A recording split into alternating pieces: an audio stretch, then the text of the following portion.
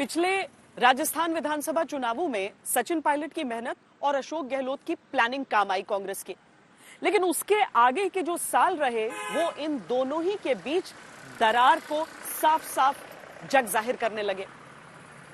अब इन चुनावों से पहले राजस्थान की जनता के लिए कितना बड़ा मुद्दा है कि इन दोनों में से मुख्यमंत्री का चेहरा कौन होगा, और क्या कांग्रेस इस फैसले को लेकर स्पष्ट है, एक राय है?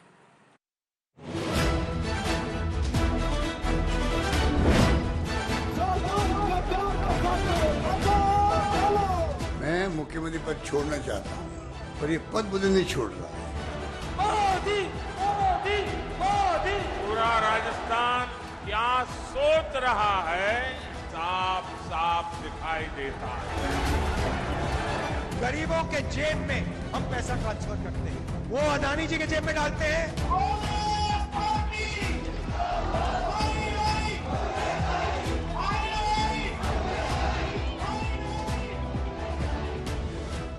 ये तस्वीर संकेत देने की कोशिश है कि राजस्थान कांग्रेस में सब ठीक है।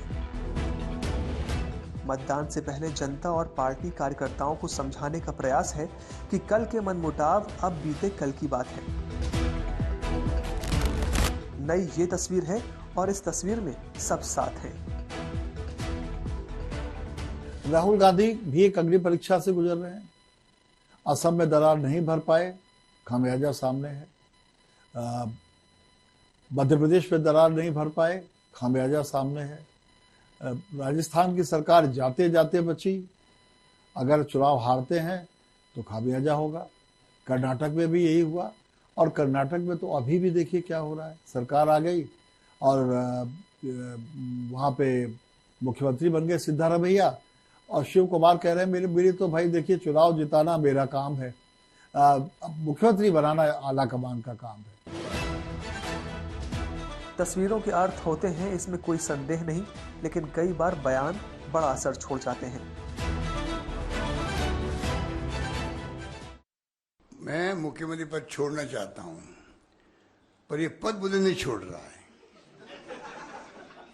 अब तुम समझ जाओ कितनी हिंदुस्तान में कितने मुख्यमंत्री की हिम्मत है जो ये कहे कि मैं पद छोड़ना चाहता हूं, पद मुझे नहीं छोड़ रहा। बता दीजिए कितने मुख्यमंत्री है इतिहास में, कभी किसी ने कहा क्या?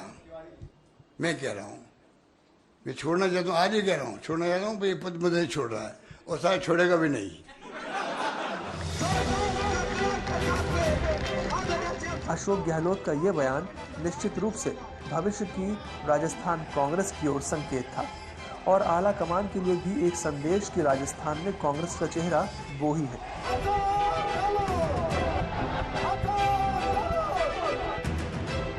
ऐसे में सचिन पायलट के लिए क्या विकल्प होगा, ये चर्चा अब भी गर्म है।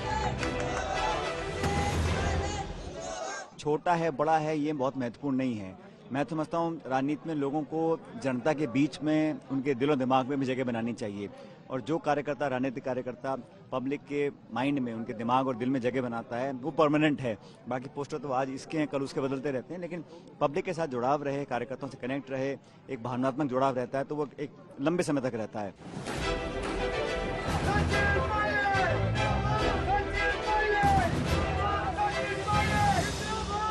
सचिन पायलट गुर्जर समाज से आते हैं, जो राजस्थान की कुल आबादी का 9% है। करीब 35 से 40 सीटों पर गुर्जर वोट असर रखते हैं।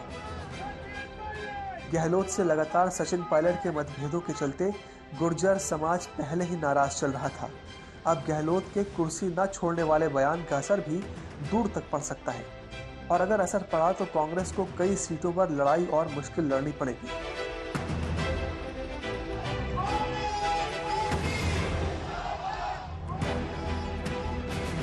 गुर्जर समाज को बीजेपी का पारंपरिक वोटर माना जाता है, लेकिन 2018 में सचिन पायलट के कारण ये वोट कांग्रेस को गया था।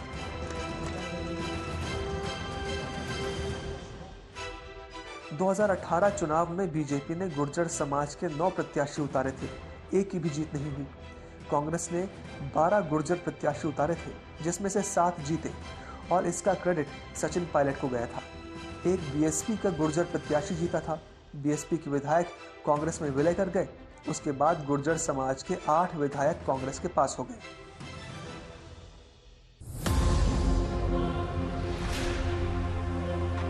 सचिन पायलट ने कई बार भ्रष्टाचार के आरोपों से लेकर कुर्सी की लड़ाई तक गहलोत यानी अपनी कांग्रेस सरकार को ही घेरा था और गहलोत के पलटवारों ने बार बार ऐसे हालात बनाए कि कांग्रेस आलाकमान तक सकते में आ गया था। कांग्रेस की अब कोशिश है कि जनता के बीच पूरी कांग्रेस की एकजुटता की तस्वीर जाए, लेकिन क्या जनता भी ऐसा सोचती है? वो पूरे 5 साल लड़ाई में लगे रहे, कोई विकास कार्य नहीं करा। एक तरह से ये जो जनता के पास जो मैसेज आ रहा है कि हम एक हैं, एक्चुअल में ये एक नहीं है।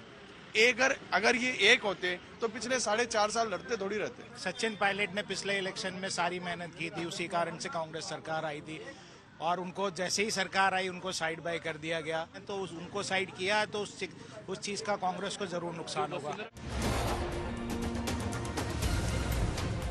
माहौल चुनावी है, ऐसे में बड़े नेताओं का साथ साथ दिखना कांग्रेस की मजबूरी भी है और रणनीति भी। लेकिन जनता से अधिक ये कांग्रेस आला कमान को ही तय करना है कि मुख्यमंत्री पद के लिए फिलहाल चुनावों में वो किसे आगे करे। ये कांग्रेस के लिए चुनौती भी है और चुनावी लिहाज से जरूरी भी।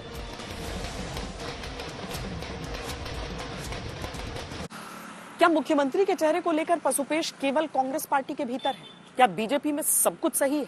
वसुंधरा राजे सिंधिया जो कि भारतीय जनता पार्टी की मुख्यमंत्री रही, क्या वही होंगी बीजेपी की तरफ से मुख्यमंत्री अगर पार्टी की जीत होती है, या फिर कई और नामों के बीच खींचतान है, या कई और नामों को लेकर सुगबुगाहट है?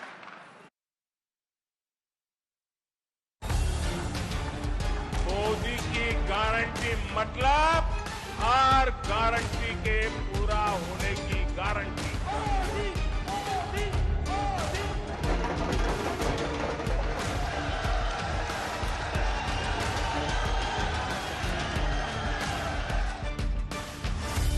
भाजपा आएगी, समृद्ध राजस्थान बनाएगी।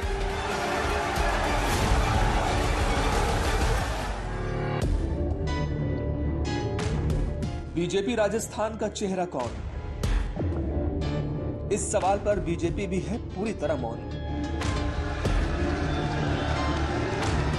महारानी वसुंधरा राजे मैदान में तो हैं, लेकिन सेनापति की भूमिका में नहीं दिखती। जय राजस्थान। अगर इधर है तो हमारे दरवाजे खुले हैं, आप सब आओ, प्यार से रहो, कोई बात नहीं है। पर इधर तो इधर, उधर नहीं। ये चीज आपको ध्यान में रखने की जरूरत है, क्योंकि 25 तारीख के बाद अगर उधर होना शुरू किया तो फिर मेरे पास मत आना। राजनीति की ये मजबूरी होती है कि मन में कुछ और होता है, दिल में कुछ और, जुबान पर कुछ और, लेकिन तस्वीरें काफी कुछ कह जाती हैं। चुनावों से चंद दिनों पहले की ये तस्वीरें देखिए। मंच है, वसुंधरा है, लेकिन चर्चा सिर्फ प्रधानमंत्री मोदी की है और प्रधानमंत्री की चर्चाओं में भी वसुंधरा से दूरी है।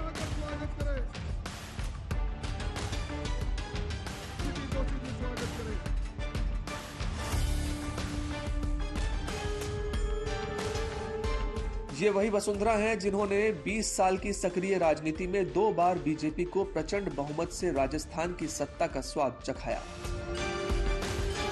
2003 में वसुंधरा राजे के नेतृत्व में बीजेपी ने 120 सीटें जीती। 2013 में वसुंधरा के ही नेतृत्व में बीजेपी ने 163 सीटें जीतकर सुनामी ला दी थी। 2018 में बीजेपी राजस्थान हारी तो वसुंधरा के भी मुश्किल दिन शुरू हो गए। केंद्रीय नेतृत्व से उनकी अनबन जग जाहिर हुई, लेकिन सवाल ये उठता है कि अगर वसुंधरा नहीं तो बीजेपी का मुख्यमंत्री चेहरा कौन? जवाब कई चेहरों के रूप में सामने आता है। ये वो चेहरे हैं जिनका जिक्र बीजेपी के संभावित मुख्यमंत्री पद की रेस में सबसे आगे आ रहा है। ओम बिरला फिलहाल लोकसभा के स्पीकर हैं और कोटा लोकसभा से सांसद हैं। गजेंद्र सिंह शेखावत फिलहाल केंद्र में जल शक्ति मंत्री हैं, जोधपुर से सांसद हैं। दिया कुमारी राजसमंद से बीजेपी सांसद दिया कुमारी जयपुर राजघराने की वर्तमान वंशज हैं। अब मैं हमारे माननीय प्रदेश दिया कुमारी की चर्चा इसलिए भी है क्योंकि 25 सितंबर 2023 में जब पीएम मोदी जयपुर पहुंचे तो मंच का संचालन दिया कुमारी कर रही थी, जबकि मंच पर मुख्यमंत्री वसुंधरा राजे भी मौजूद थी। लेकिन ना ही सभा में उनका भाषण हुआ, ना ही पीएम मोदी ने अपने भाषण में एक बार भी उनका नाम लिया।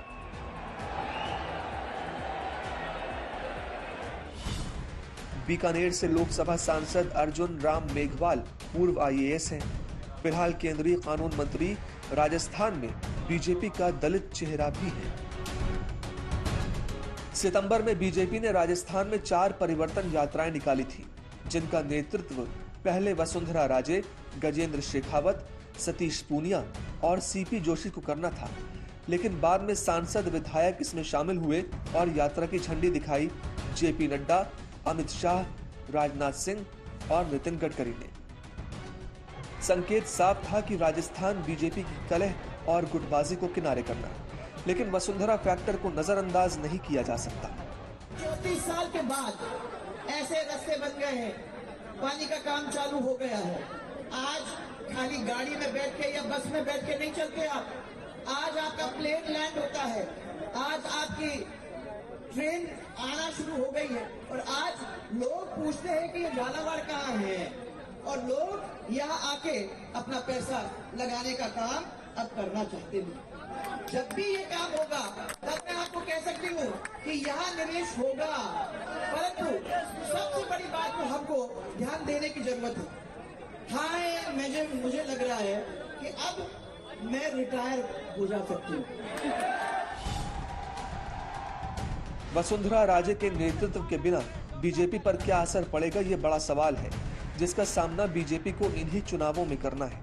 नया चेहरा, नया लोग, नए युवा को चाहते हैं। वो काफी बार रह चुकी है, तो इसलिए ऐसा नहीं है कि बीजेपी सरकार में अगर वो ना हो तो आगे सरकार में कोई नेतृत्व ना हो सकता है कि उनके नए चेहरे आने से और ज्यादा बीजेपी को फायदा मिले। नुकसान है जी, क्योंकि वो एक अच्छी नेता रही हैं, उनका एक अच्छा पार्टी में नेतृत्व रहा है। अगर ऐसे एक अच्छे लीडर को अगर आप पार्टी में नहीं रखोगे तो निश्चित पार्टी का नुकसान होगा। बीजेपी के पास बहुत कार्यकर्ता है और बहुत अच्छे नेता हैं, कोई भी सीएम बन सकता है।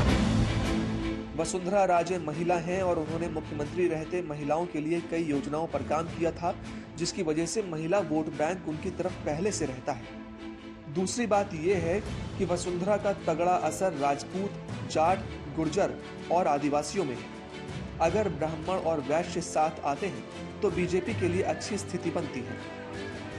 वसुंधरा जरूरी है। वसुंधरा 4 साल किनारे थी और उनकी जगह लेने के लिए आला कमान ने बहुत से लोगों को प्रेरित किया, पर दुर्भाग्य से या संयोगवश या किन्हीं खास कारणों से वो ऐसा कर नहीं पाए। तो वसुंधरा को फिर इसीलिए केंद्रीय भूमिका में लाना पड़ा और वसुंधरा आज केंद्रीय भूमिका में है।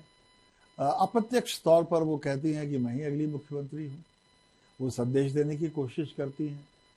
लेकिन मुझे ऐसा लगता है कि राष्ट्रीय पार्टियों में राष्ट्रीय पार्टी मजबूत होनी चाहिए, क्षेत्रीय नेता मजबूत जरूर हो, पर वो उस तरह के न हो जैसे राष्ट्रीय स्तर पर चेहरे बन जाते हैं। प्रचंड बहुमत के साथ भारतीय जनता पार्टी जीतने वाली है। अब इस सवाल का जवाब चुनावों का नतीजा आने के बाद ही मिल सकेगा कि जीतने की स्थिति में कौन बनेगा बीजेपी की तरफ से मुख्यमंत्री, वसुंधरा नहीं तो कौन। फिलहाल ब्रांड मोदी की चमक में चुनाव लड़ा जा रहा है। आपसी खींचतान और कलह का दूसरा राउंड नतीजों के बाद होना तय है। एक बात साफ है, बीजेपी हो या कांग्रेस, बीते कई वर्षों से सियासत का सिक्का उछलकर गहलोत या वसुंधरा का नाम ही आता रहा है। लेकिन इस बार गहलोत हो या वसुंधरा, स्थिति कभी हाँ कभी ना की है।